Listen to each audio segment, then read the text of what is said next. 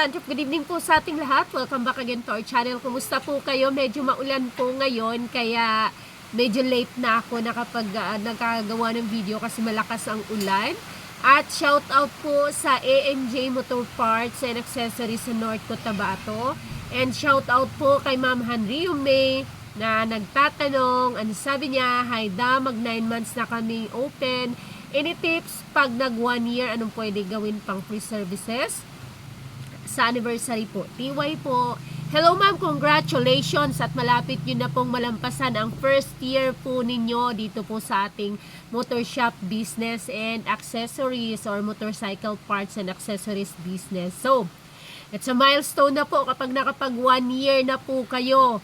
Thankful at saka dapat pong wala nang atrasan yan. Kumbaga, paninindigan nyo na yan kasi hindi na biro ang isang taon.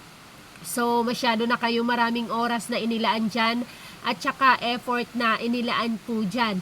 So, dahil po kayo ay magwa 1 year na, so dapat talagang i-celebrate po yan dahil hindi lahat ay nakakaabot ng 1 year.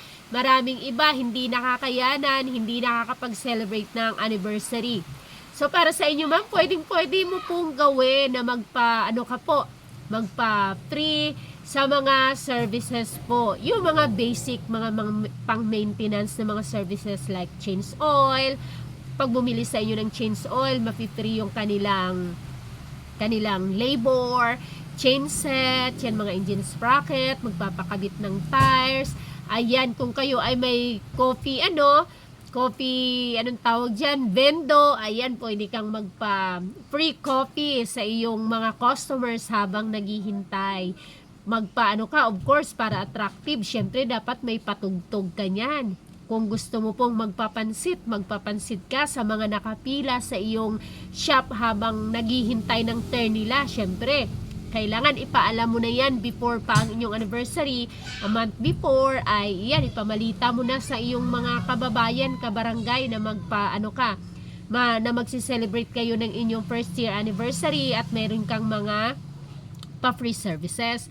Pwede ka rin magbigay ng mga discounts sa mga particular items, lalong-lalo na or doon sa mga accessories like sa mga hand grips, sa mga LED lights. Yan, pwede kang mag 1 day discount po dyan. Kahit na maliit na discount lang ay matutuwa na rin yung mga customers natin kapag nabibigyan sila ng discount. Like yung mga accessories, halimbawa, kung bibili sila ng kung anong accessories dyan na maglaan ka ng particular, halimbawa ilalagay mo siya sa matting or maglagay ka nung parang halimbawa ganyan sabitan, ilalagay mo siya dito sa particular space ng iyong shop, tapos doon yung mga naka-discounted na mga naka-sale na mga items dahil inyong anniversary.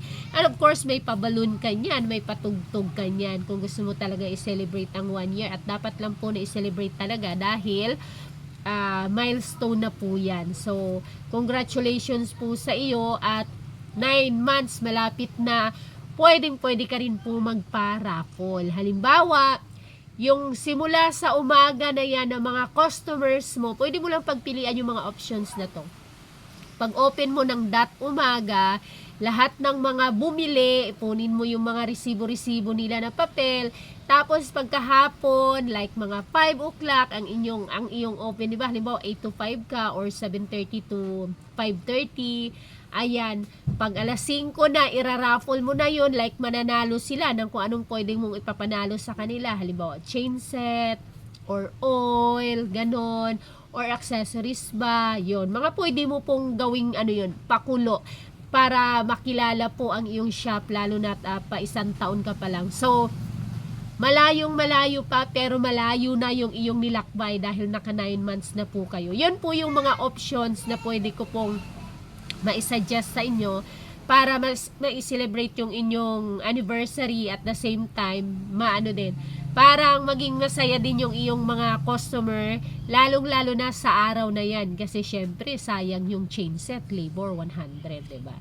Tapos tire, ganon. And then, maliban pa doon, lahat ng mga bumili na yon, may chance silang manalo sa iyong paraffle. Halimbawa, ang paraffle mo, kung isa lang ang bubunutin mo sa buong maghapon na yan, mananalo halimbawa siya ng isang gulong, isang interior, isang oil, bearing, yung mga ganon. So, depende na po sa iyo yun kung ano po ang iyong makayanan, kasi hindi naman po ako ang pwedeng magdikta kung ano ibibigay nyo, kasi malaking halaga na rin po nun yung mga sinasabi ko. So, pwede nyo pagpilian, options lang po yun na pwede nyong gawin para ma-celebrate ang inyong anniversary.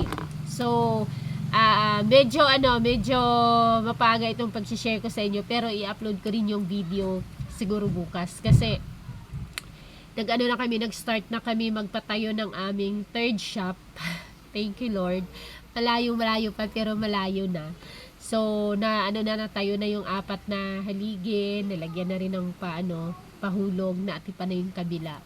At galing ako doon kanina.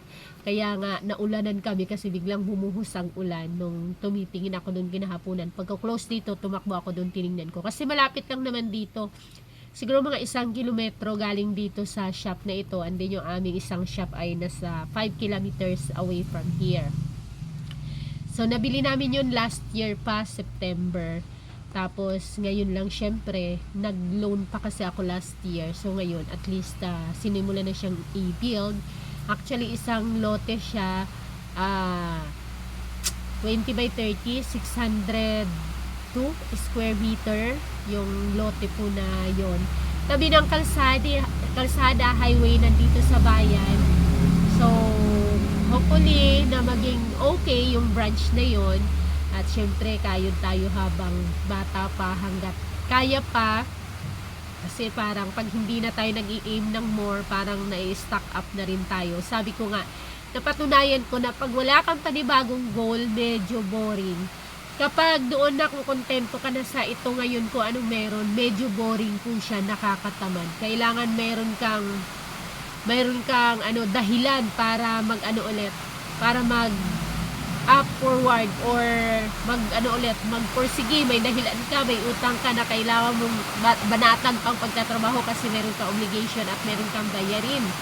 Hindi kagaya nung okay na, parang okay ka na. Parang nakakatamad na siya, parang hindi ka na nag-iisip na ito ganun. So, kaya yun na pag-desisyon na namin na pwede naman siyang i-delay lang kasi hindi naman pa kailangan, pero parang natatamad na nga ako kung walang panibagong pagkakaabalahan kumbaga ng effort at saka ng kumbaga parang lagi kang nag-uumpisa doon na yung drive mo talaga, yung pagpupursige mo ay abot-abot talaga. Medyo madalay na nga lang sa amin ngayon kasi kumbaga pangatlo na, uulitin ko na lang yung mga steps na ginawa ko galing sa una, sa pangalawa hanggang ngayon. Uulitin na lang siya, hindi na yung mga ngapa talaga kagaya nung una. Kaya dyan sa mga baguhan, sa magse-celebrate ng anniversary, ayan, galingan nyo po at ganun lang naman yun, tiyagaan lang talaga at saka sipagan, yun lang, tiyaga, more on tiyaga talaga, kasi kung wala kang malaking puhunan, tatama rin ka, mapapagod ka kung hindi ka tiyaga lang talaga sa rolling hanggang sa kung kaya mo na mag-load na. Thank you so much and congratulations kay Ma'am Henry May na hindi niya sinabi kung ano ang pangalan ng kanyang shop at kung saan ang location. Bye! See you in my next video!